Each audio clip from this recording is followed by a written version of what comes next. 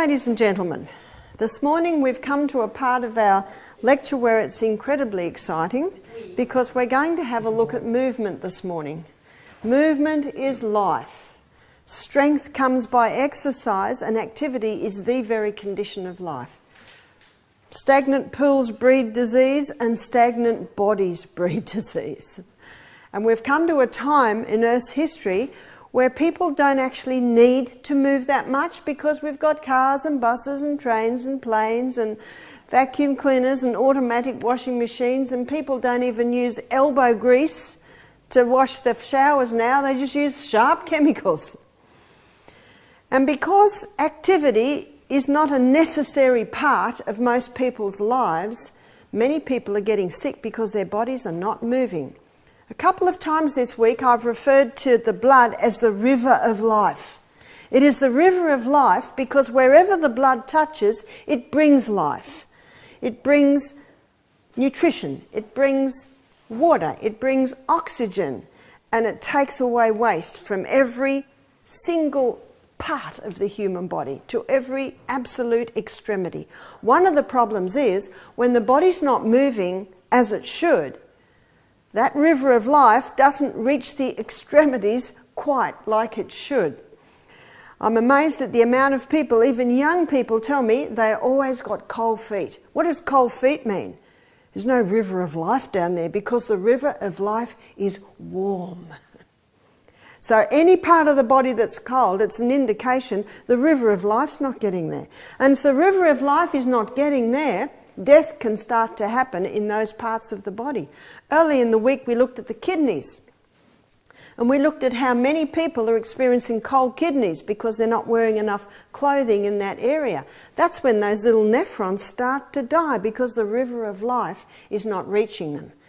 And you know what the farmer does with the little lamb? He puts a little tight ring around the top of the tail, and it takes, I think, a couple of weeks and the tail falls off. Why does the tail fall off? There's no river of life in the tail anymore. And you talk to any farmer, they say it might sound cruel, but it's actually very kind, because out in the paddocks when the rain comes, and it can get moist under that tail, and maggots can get in and even start eating away parts of the sheep. So losing the little tail is actually a kind act, especially when you've got thousands of sheep. But my illustration is to show you the importance of that river of life. So anything that you can do to ensure a proper delivery of the river of life to every single part of your body means healing to that part of the body, because the blood is the healer. And perfect health requires perfect circulation. Perfect circulation means my toes are as warm as every other part of my body. But what usually happens in the night when you're sleeping, everything slows down a little bit, and we're glad, because as we slow down, that's when the body starts to revive and recharge. But the river of life slows down to a nice quiet pace. So when you wake up in the morning, the blood tends to have pooled in the internal organs, and the best time to exercise is in the morning because it brings that blood right out to the extremities and basically sets up a pace for your body to run at all through the day. So even if you're going to be sitting most of the day, the fact that you've done an early morning workout means you've actually raised the rate, you've set a pace that the body will run at through the day. For exercise to be a powerful healing remedy, it must be done in the morning and it must be done regularly. This is called frequency. Frequency means done frequently. God designed that this living machinery be in daily activity, and in that activity is its preserving power. For exercise to be a preservative, it must be done frequently. All the experts agree. You won't hear me say that much, but they do agree on one thing. Half an hour's exercise a day will keep the body in good working order. That's your maintenance program. Have you ever seen a house that hasn't been maintained? When we came into this health retreat here, It was not a health retreat when we came to it. In fact, the first time we walked into this building, I thought it looked like a sickness retreat. It had not been maintained. All the draining areas were all blocked up. In fact, Michael chipped back the grass one day, and he kept chipping and he kept chipping at the back, and he chipped back a full foot and he found a drain. And in the drain was an old boot and some old clothes. And because the drain hadn't been maintained, the water was all coming in. And there was a lot of mould in this place. When I came here, I thought, how could this ever be converted into a health retreat?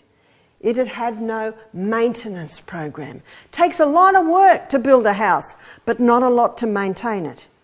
Well, we came in and there'd been no maintenance.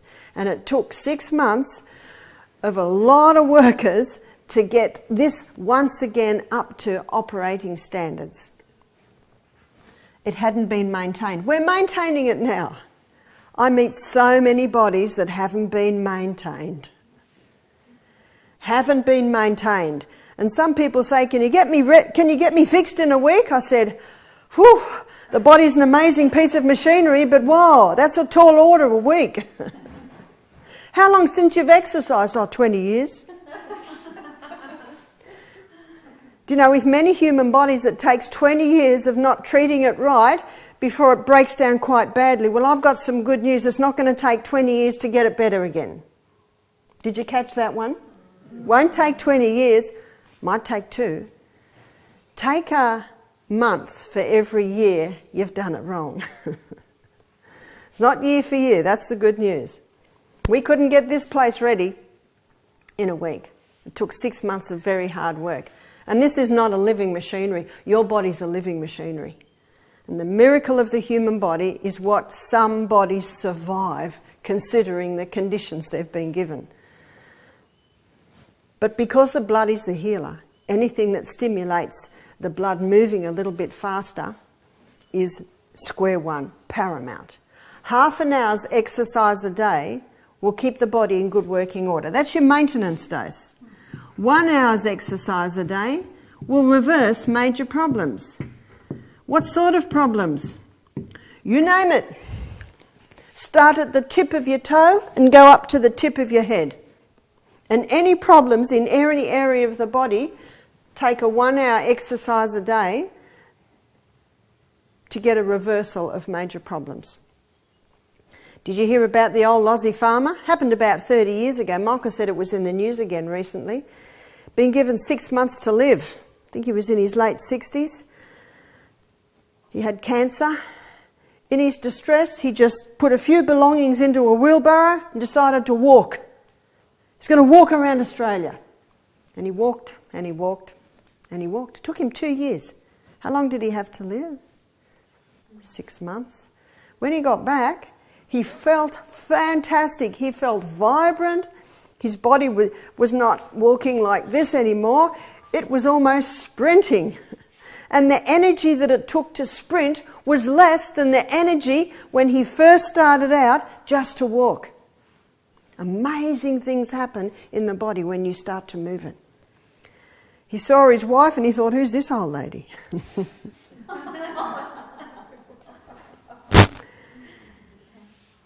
He was tested, no cancer. Wow, that's cheap medicine, isn't it? One guy said to me, you want to be careful when this gets out, Barbara, there'll be a traffic jam of wheelbarrows. If only. It's one of the cheapest remedies there is. How many hours in a day? 24. It's not much, is it? It's not much at all. I used to think that I didn't need an exercise program because I was busy all day. I'm gardening, I'm running here, doing this. I had 6 kids and then 8 kids, always busy. And it was about 10 years ago, I was asked to go to New Zealand to do a series of lectures. The girl I was staying with, who was out in the country a little bit, she's about 10 years younger than me. She's twice my size. I'm about 48, 50 kilos. She was about 100 kilos. And in the morning, actually before we went to bed, she said, I do a 5K walk in the morning. She said, do you want to join me? And I said, love to. I don't have to get the children up and put the washing on and put the breakfast on and all the things that you do when you've got lots of children. So went on our morning walk. First kilometre was great. Started to come to some hills. I could not keep up with her. I felt very silly. I'm the health teacher. I couldn't keep up with her. And she's carrying 50 kilos that I'm not carrying. And I couldn't keep up with her. It was very embarrassing. I had to stop talking, breathing like this. Next day I woke up. Oh, she said, want to come this morning? I said, fine. Whew. She had a friend with her this morning. They just were a long way ahead of me. I was struggling, but I just kept going. When I went home, I thought to myself, lesson taken, lesson learned. I'm going to exercise. Now, how I had to do it was I had to go to bed a little bit earlier. And how do you go to bed a little bit earlier? Well, you don't eat an evening meal. And how do you get away with not eating an evening meal? Well, you have a big lunch and you have a little bit of breakfast. Well, a bigger breakfast, I should say. Can you see where you start? For today, for the running of today, you have to start yesterday. And tomorrow I'm going to show you what part of the brain does that. It's the frontal lobe. That's foresight. You have to start the day before. And so I had to walk at 5:30. It's the only way I could fit it in. 5:30 to 6. Woke all the kids at 6. It was great. I got the breakfast on and just put it on a very low heat. So in Melbourne, I had to walk in the dark. I read this in an old book. In a short while, you will so experience the benefits of pure air and exercise, you would not live without these blessings. Wow, can you see why I memorised it? Just love it. It's actually one of my favourite parts of the day. I'll look forward to it with excitement. Because when I get back, whoa! A friend of mine, young girl, recently told me this. She told me this last week. She said she was going out with a guy. They were having, really enjoying each other's company. And then he said, look, I want a bit of space. And he broke it off. She was devastated. She said to me, I'd go to bed crying. I'd wake up crying. I'd have a shower crying. And she said, I thought, I've got to do something. So she put her joggers on and went for a run, 5K run. Halfway through the run, she's feeling so good. You see, feelings went back a bit and decision part of the brain kicked in. And she said, what am I doing? And she could not understand how, at that point, that she was crying all the time because another part of her brain had kicked in. She got back, gave a little shake and thought, get on with life. It totally changed the way she thought by doing that 5K run. So she started to do it every day. Got slim, got fit, started to smile more. Well, guess what? They're back together again now. In other words, if you're sad, if you're depressed, if you're discouraged, if you're overwhelmed, what do? Put your joggers on and go for a walk. Dr. Neil Nedley, in his book, Depression: A Way Out, if he gets very severely depressed people, bipolar, schizophrenia, he puts them on 7 hours of exercise a day. 7 hours of exercise a day. This isn't 7 hours of aerobic. The guy that walked around Australia, I'm sure at first the pace was like this. You just start where you are. Maybe the person walks around the village and then walks around the village again, stops for lunch, stops for a drink, just keeps moving. He said after 7 days, these people are so improved they can go to a 1 hour a day maintenance dose. That's 7 days of 7 hours exercise a day. Now, when you look at how this guy conquered his cancer, is that a treatment for actually every single thing that happens? He says restless legs, exercise. You name it, he says, exercise has to be an integral part of a recovery program and an integral part of a maintenance program. What type of exercise? By the way, before I move on to the type, that 1 hour a day, that can be 2 half-hour spots or a half-hour spot and 2 15-minute spots. But there must be at least a half-hour chunk in that day. By the way, my husband watched me exercise for 3 years and then he joined me. I never said a word. Never nag, because it never does any good. Do you know, when you go home, you're going to be so excited about how you feel and what you've learned, you're going to want to share. But the only thing you can really share is what you do. You've just got to bite your lip and smile. What are you smiling about? I just feel so good. Why do you feel so good? Oh, well, actually, I've just come back from... You actually can only speak when you're asked. It's like we used to have all the staff eat at our table in our health retreat in Melbourne. And one day this guy came to me and he said, look, can you talk to my mum, who also was our cleaning lady and sat at the table, can you talk to my mum about what to eat to lose weight? Because, you know, she's putting on too much weight. I said, I'm not going to talk to her. He said, why not? I said, because I have no right to talk to her. Now, if she comes to me and says, can you help me with weight loss? Aha, we can talk. But until that time, I cannot. I said, I want people to feel comfortable at my table. He was a bit upset with me. I said, so be it. 2 weeks later, his mother came to me, can you help me with weight loss? I said, sure. Do you know what I used to say to them? You watch the slim girl at the table, watch what she eats. Watch when she gets up and leaves the table. And watch where she is at 6:30 in the morning. She's out there walking. There is a formula. If you abide by the formula, it works. Intensity.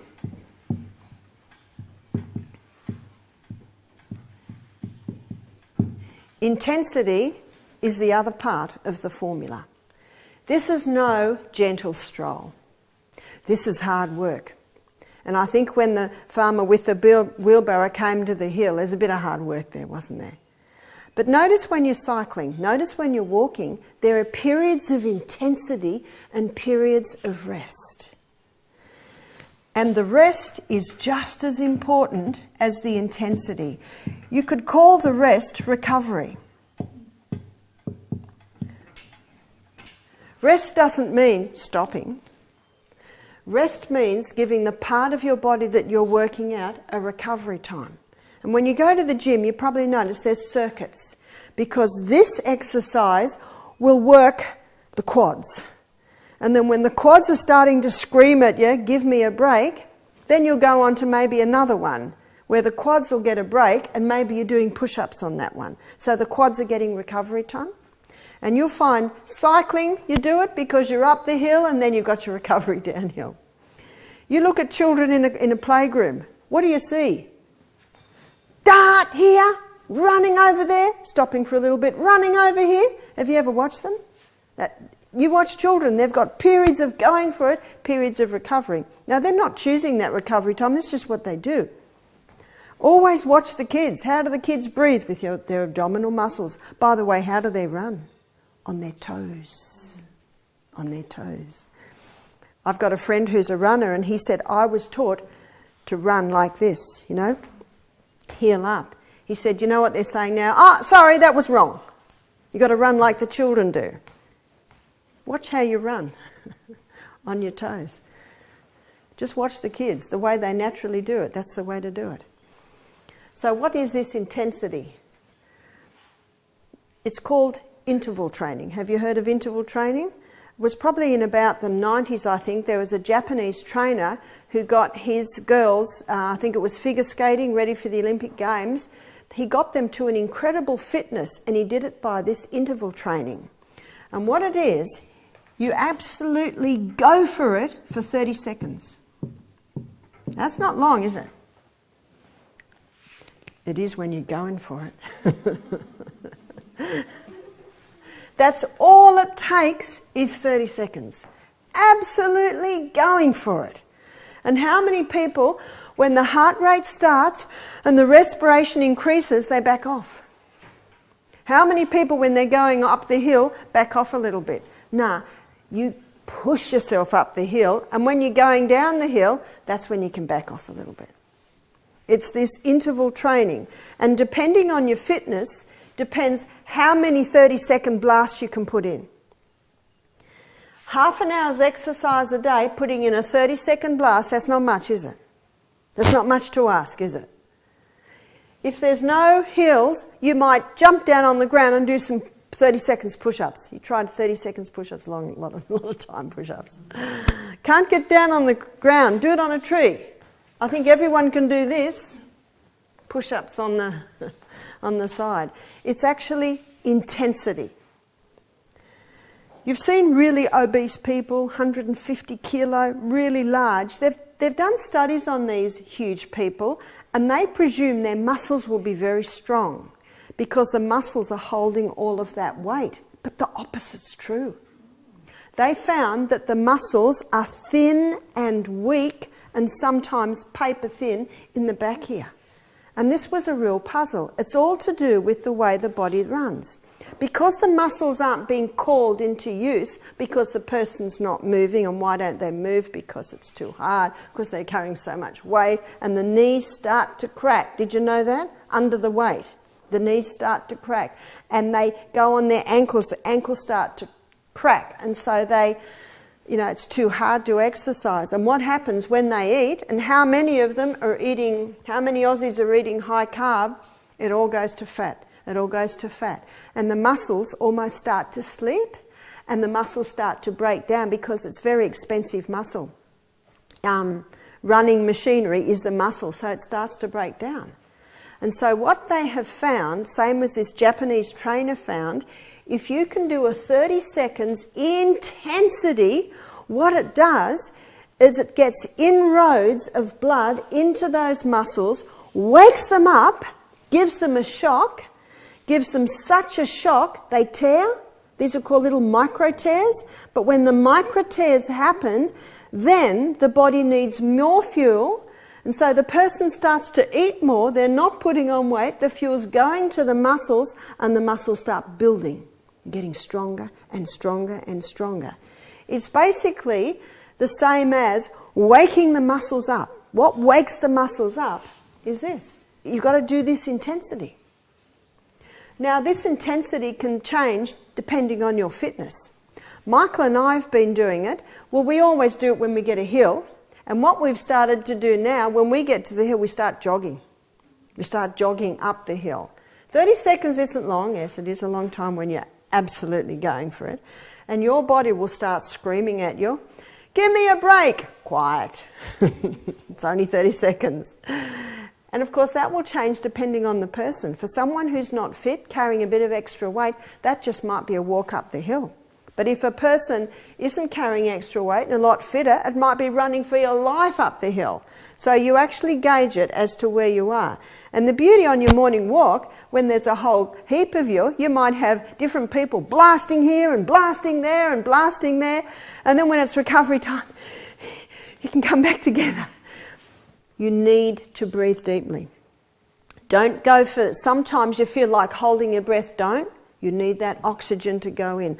The more oxygen that comes in, the more cells are getting the oxygen, and remember, the more aerobic cells that you're going to get.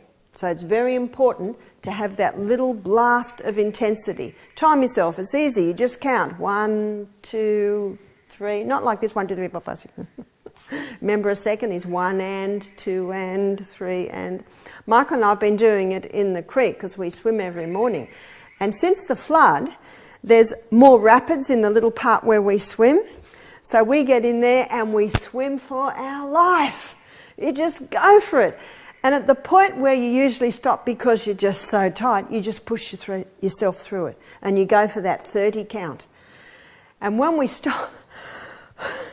we're like this, but it's really nice because it's in the water and the water's hot. Then we allow ourselves recovery. That recovery time, that rest time, is just as important as the intensity. Many people don't get to the intensity and so don't quite get the rest time. And that pain that you feel, the next day, rejoice. The little microfibers have torn and now they're rebuilding in a stronger way. The metabolic rate of that little energy cycle in the cell has just woken up and it's ready for fuel. Now, I mentioned the other day about this guy that came here that walked across Australia.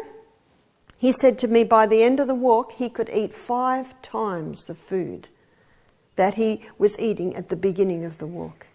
Because he'd woken up the metabolic rate inside those muscles, and it's a bit like a fire. If this fire was going, the more wood I put in, what's happening?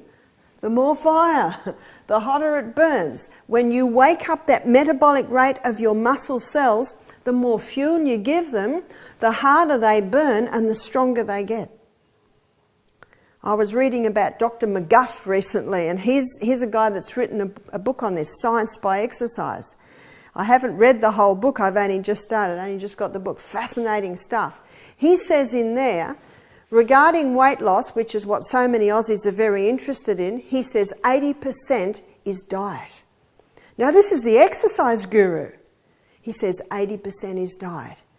And he shows the importance of dropping these carbohydrates right down, increasing the FPF, fibre, protein and fat. So you get a fuel that is not going to be stored, that is going to go into that cell to be burnt, into those muscle cells. He says 20% exercise. But when you go to this intensity, you increase the body's ability to actually kick into that protein burning, that fat burning. See, what you're looking for is a release of the human growth hormone. With a release of the human growth hormone, you see, he talks about ancestors and running for your life because there's a tiger after you, or there's a man with a gun after you, or there's a dinosaur after you, whatever the theory. The body starts to think, we've got to get rid of this excess weight, we've got to get these muscles a bit stronger so we can actually run from the tiger a bit better. That's one of the theories. However you put the theory in, it's the same thing. You can change the metabolic rate of your cells to become fat burners, to burn off the excess fat and to strengthen those muscles.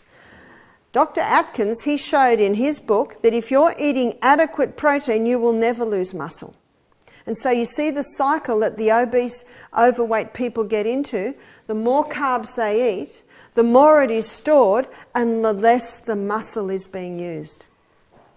What does the human growth hormone do? The human growth hormone stops burning glucose as fuel and becomes a fat burner. And you can see why, because burning the fat will give more than twice the units of energy that the glucose will give. The human growth hormone also triggers an enzyme to be released that directly goes to fat stores to help break them down so they can be burnt as fuel. The human growth hormone also increases the body's ability to utilise protein. This week we've looked at the importance of protein. We've looked at the fact that every membrane around every cell in your body is 50% protein. We looked at the double-banded helix strand, which is the DNA, and the amino acid bands. We also looked at the ribosome, where the new cell is made, and it's brick upon brick upon brick to make the new cell. What are the bricks? Amino acids. Body cannot heal without protein. So number one, it's very important to be eating adequate protein. Number two, it's very important to be mindful of your gastric juices, so you've got enough hydrochloric acid to break down the protein. And number three, it's very important that you move that body every day, get that at least 30 seconds going for it, causing a release of the human growth hormone so you can better utilise that protein. That also explains why once the human growth hormone's moving, once those muscle cells have been wakened up, the more fuel you put into that fire, the hotter it burns, the more effective it burns, and the more healing happens in the body. The human growth hormone also increases the circulation of the blood to the skin. No wonder the movie stars pay $1,000 a week for that stuff. You can see why. Wow.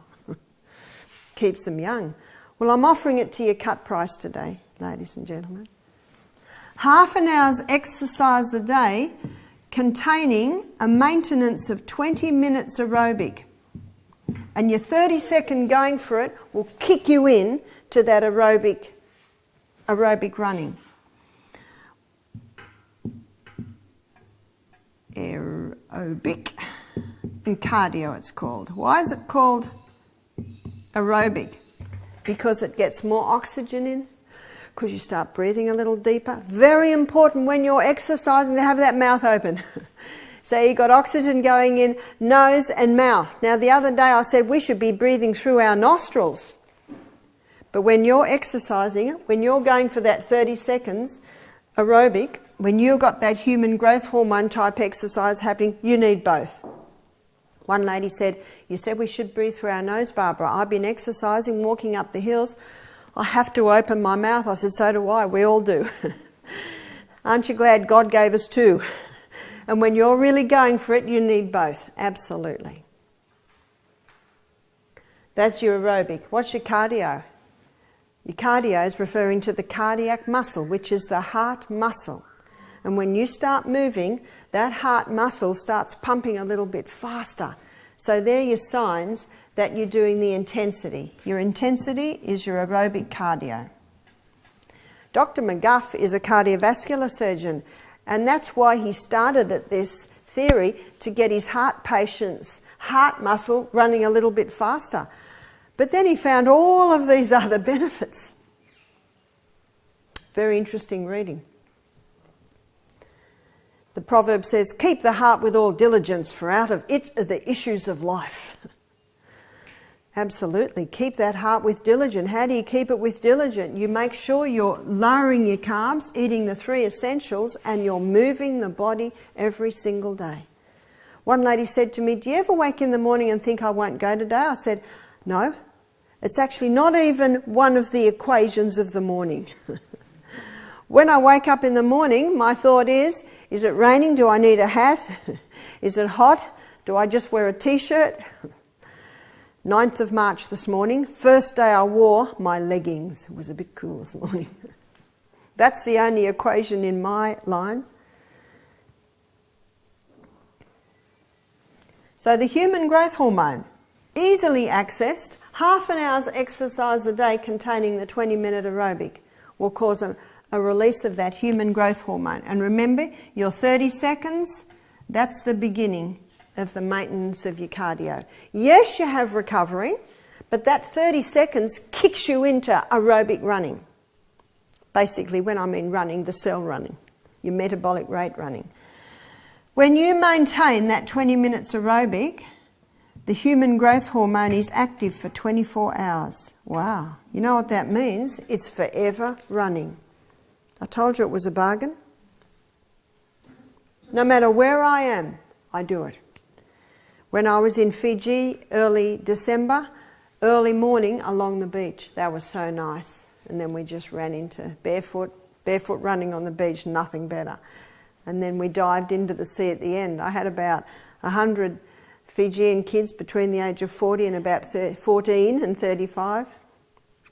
I remember there was this young Fijian man taking the exercise program, and they're walking, and I ran up to him and I said, "Can we run?"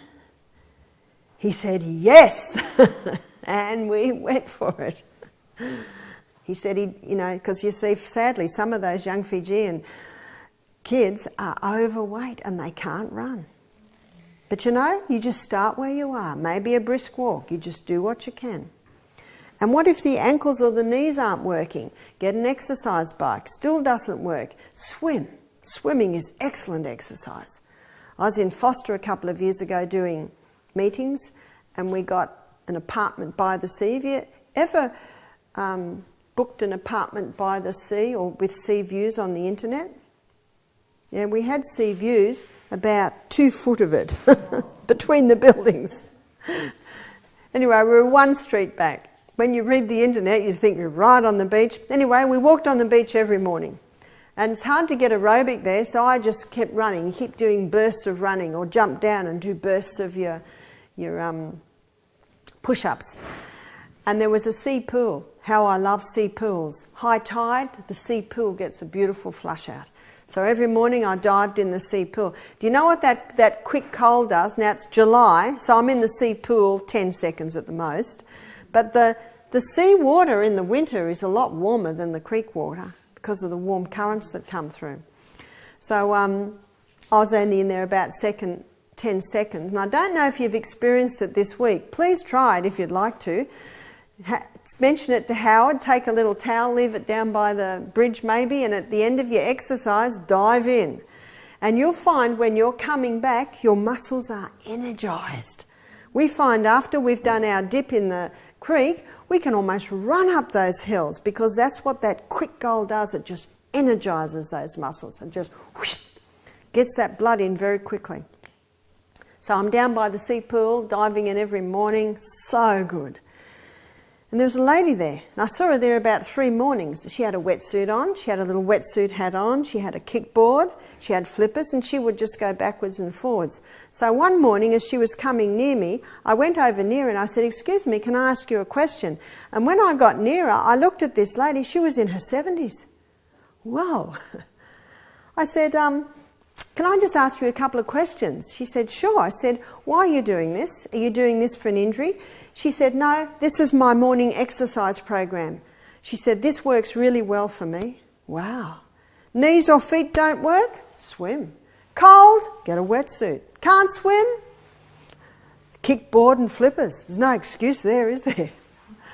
That would have been the best investment she would have made. I said to her, if everyone in Foster was down here doing this, those medical surgeries would nearly be empty. Casualty would nearly be empty. Is it that simple? It actually is quite simple. Exercise is not negotiable. Exercise is essential. But remember what Dr. McGuff says. Diet is 80%. I've got a book in the library by John Gabriel. I don't know if you've ever seen it. There's a picture of him on the front page. He looks like Howard, you know, fit, muscular body, and he's got a pair of pants on and they come out to here. And then inside the book there's a photograph of him. I think he was 183 kilos and he was now down to 80 kilos. And the slogan on the book says, weight loss without dieting. And what he does is he kicks into this. He kicks into this intensity, and that's what he says. On your morning walk, suddenly jump down and do 30 seconds push-ups. And you'll find that many exercise gurus, weight loss gurus now are kicking in to what's called interval training, the training of intensity and rest. And remember, after your 30 seconds intensity, you're not sitting down. You're actually doing something a little bit differently, but you're resting the parts that were just going for it, like climbing a hill or cycling up a hill and then cycling down a hill. They're your recovery times. So you just got to find out what to do, where to do it and how to do it. I'm not near the sea. I don't like swimming in chlorine and my knees and my ankles don't work. Fitball. Fitballs are fantastic.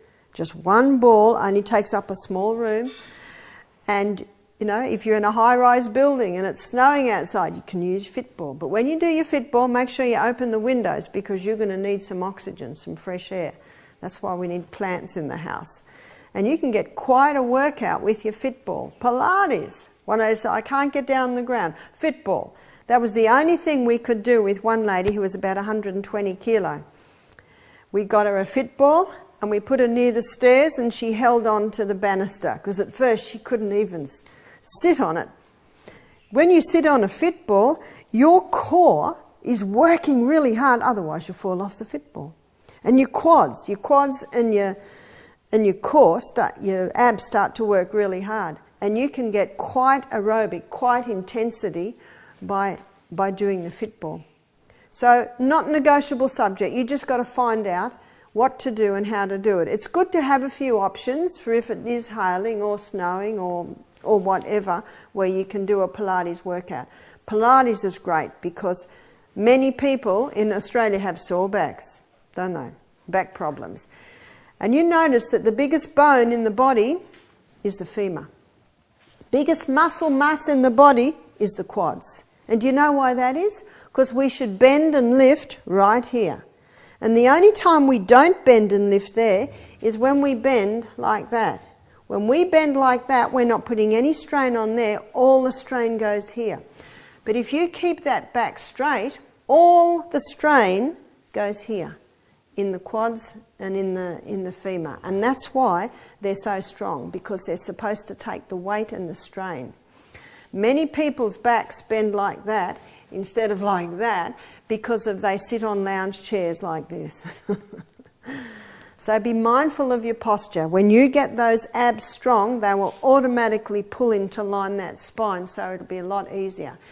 Now I can bend down with my back straight much more than I used to be able to, because I do it every day, little by little.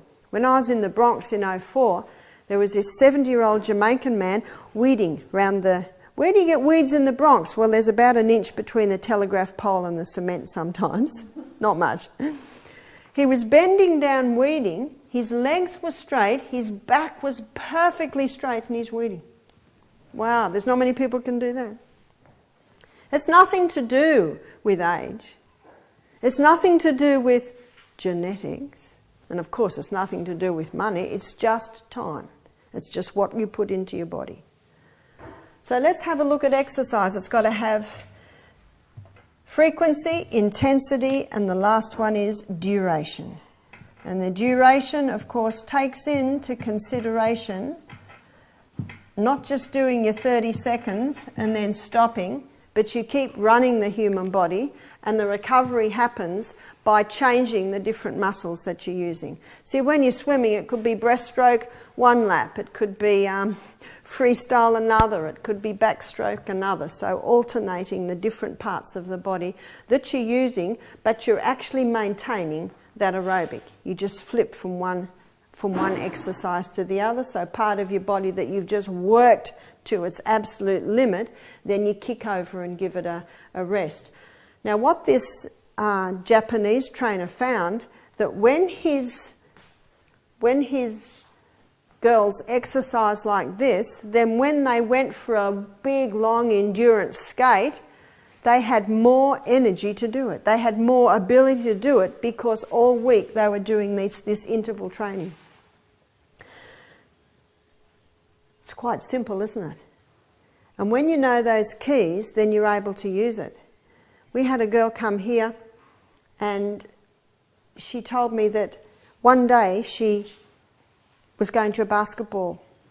She's about 15 when this happened. She was in a hot car, cold morning, and all wrapped up in blankets, got to the basketball court, jumped out. What in? Little skirt, shoes and socks, and she went straight into it and she snapped her Achilles tendon. That's why it's very important with your half-hour exercise that you have at least a 3 to 5 minute warm-up. Very important to do that before you shock those. You're going to shock your muscles, but you've got to do a little bit of a warm-up so they know something's coming. And you want that intensity, but you can't go straight into that intensity. You've got to have at least a 3 to a 5 minute warm-up. And I think Howard does that quite well with you, doesn't he? We had another guy do our program, and he was a international competition soccer player when he was young. He was 40 when he came. He said at the age of 26, he noticed that his foot started dragging one day. It was just dragging behind him. And I mean, this is his life. So he went to the doctor and he said, "My foot." And the doctor says, "What do you do?" He says, "I'm an international competition soccer player. I need that foot." The doctor looked at him and he said, "When do you play the game the hardest?" He said, "Well, Saturday afternoon at the game." He said, "All right. Do you push yourself to the absolute limit of human endurance?" And the guy said, "Well, of course we do. We want to win the game." He said, "Is it the one time of the week where you demand from your body the absolute limits of human endurance?" And the guy said, "Well, of course." And the doctor said, "And what do you do after the game?" The guy looked at him. He said, "What do you do? What do you do to your body after the game? Do you take it home and give it a well-earned rest?" And of course we all know what happens Saturday night, don't we? They go out and party. He said, "No, you take your body out after you've pushed it to the absolute limit and you beat it up, don't you?" The guy looked down. Doctor said, "No wonder your foot won't work." And just started writing something. And the guy said, "Well, what'll I do?" He said, "Oh, well, I could inject some cortisone in, might bring it back to life." The guy's beside himself. He said, "Well, what about a personal trainer?" And the doc said, "Oh, yeah, personal trainer might bring it back to life. I'll refer you to a friend of mine." He went to the personal trainer. Personal trainer did exactly the same thing. "And what do you do Saturday afternoon? And what do you do Saturday night?" And the guy's getting a little bit sick of this now. He says, okay, yeah, that's what we do. But he said, what will I do now? The personal trainer said, swim 40 laps a day, you might save it. And he just walked away. He did. He said, I saved my foot. It was very good advice, because that foot, it needed a little bit of rest. You know, when someone's got an injury, there needs to be times of rest and times of working it, because you've got to get that blood into it. And that's why you're the guide. If it's a sickening pain, don't do it. If it's a pain of, give me a rest soon, you can do it. I think only you know your pain. We all know the sickening pain of don't even think about that. And we all know the pain of, it's like when the massage therapist massages those rock gardens in your shoulders. It's like, oh, that's so painful, but please don't stop. It's there's that good pain. And he saved his foot. You see, swimming was excellent advice, because he was really working out. He had to get that human growth hormone released by the intensitive, but he could not do any intensity on that foot. At first, the poor old foot sort of gave a little flip every now and then, but after about a week, the foot started to move a little bit. After another week, the foot started to kick. I think it took about 3 weeks, and that foot was as strong. Wow. When you have an injury, don't cradle it. Don't put it in the nursery. Obviously, it can't quite do what the others can do, but you must move it. You look at any kid that's had a broken bone and got plaster on, and the doctor says you can't walk for 6 weeks. Have a look at the kid at 3 weeks. They're running around the place, dragging that plaster behind them. And notice they recover so much quicker. And I tell you what, if it hurts, they won't do it. And that's the body's sign. Do you know pain's your friend? Pain is there to tell you, don't do that. Or please do that, yeah? It's like when your muscles get very sore on the morning walk, it's the lactic acid. What do? You stop, you look at the view. Maybe you'll start working out the top part of your body while you're resting the sore part. And when the pain goes, keep walking. Because the more oxygen you'll get into your body, the less lactic acid that you will get. So it's very important to keep moving that body. There's the story of, and a guy told me this story, he said, I broke my tibia and my fibula. He said, I was in hospital for 3 months. I said, 3 months? He said, well, the pin and plate didn't quite take, so they actually had to do it again. He said, I came out of that hospital the fittest I've ever been. I said, excuse me? Fittest? Sitting in bed for 3 months? He said, I sat up my whole bed like a gym. He said, every hour, I'm working out. It was probably like walking 7 hours a day. What a great idea. I think if he hadn't been doing that, he might have been in that hospital 5 months. He couldn't work the leg, but he could work every other part of the body, get that blood working at a better rate, which meant more blood was going into that leg. You'll find most physiotherapists, they're getting people up within a few hours sometimes of their operation. And some people think that's not right. It actually is right. Yes, they do them to get them home quicker so they can have the bed for someone else, but they can only get them home if the person's actually well enough to go. And what gets them well enough to go? Getting them moving as soon as possible. You know, 50 years ago, if a woman had a baby, she couldn't get out of bed for a week. Now, they get the woman moving quickly. I had a few home births. You know, after you have your home birth, you can actually get up and tend your little toddler. You know, you've heard stories of the Chinese squatting in the fields, planting the rice. Oh, I better go behind a tree. Baby's born. Baby gets wrapped up. You know, we hear these stories. Well, I've met a few people that have seen it. Do you know what one of the things is? That woman is active right up until she gives birth to her baby. It's not a sickness. I say to people, it's a physical event. You've got to start training. I say to women, as soon as you fall pregnant, you've got to go into training. How many women sit back? I've got a craving for ice cream. I've got a craving for chocolate. And they get bigger. And then when the baby comes out, they've got stretch marks all over them because they just got so big. I remember one of my babies, he was an 8.5 pound baby. I went in and the lady said, are you sure you're ready? Are you sure you're I said, yeah, I'm 9 months and I gave birth to a 8.5 pound baby because there was just no excess weight on. There's no need for that excess weight. You got to go into training. A woman should be her fittest as she goes into labour. And I had the great privilege of actually delivering my 5th baby. They thought I had ages to go and everyone left me. So I started marching around the room and I felt the urge and I was able to deliver my baby myself. What a beautiful thing. To actually take out of your body a baby. How many women don't have that privilege? You've got to be very fit. You've got to get ready for this physical exertion. It's called labour and it's hard work. It's hard work. And if you're fit and able to do it, you won't get women fearing childbirth. None of my girls feared childbirth. They all had home births and delivered their babies naturally because they'd never heard any scary stories. Because they grew up in a home where birth was spoken about as a very natural thing, that the woman can do it easily. The attendant should be just there to be called upon if needed to be. It is not a sickness. We had an organic farmer and his wife do our program a couple of years ago. There's nothing wrong with this couple. They were in their 60s. Nothing wrong.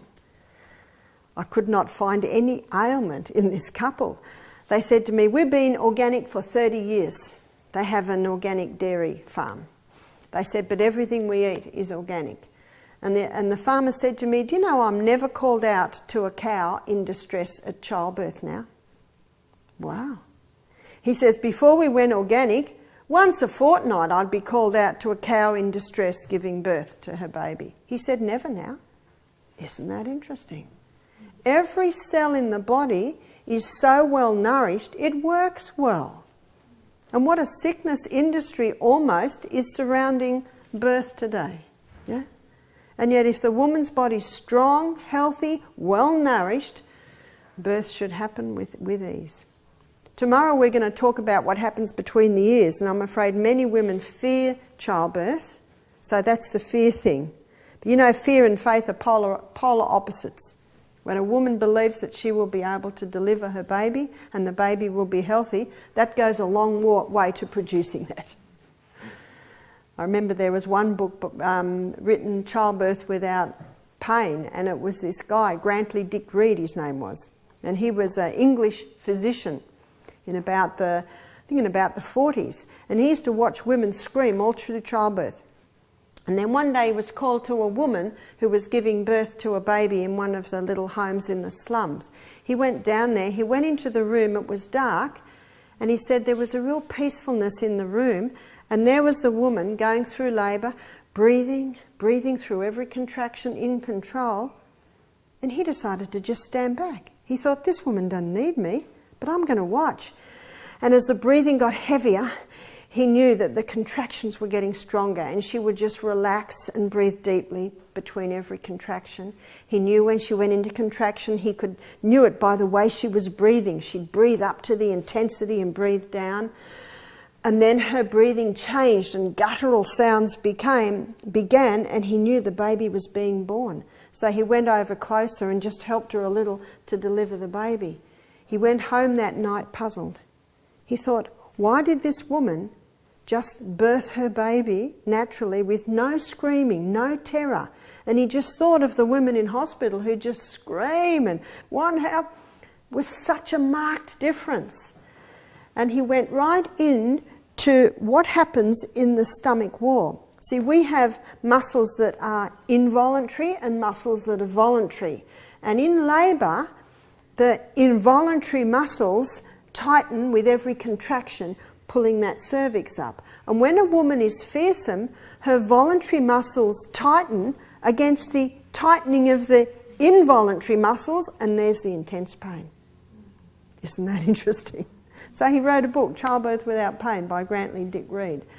And again, where did it all start? Just between the ears. It's the way that the woman saw it. And the reason the Chinese women give birth to their babies out in the field, I'm sure they go home and have a little rest, is because they have no fear.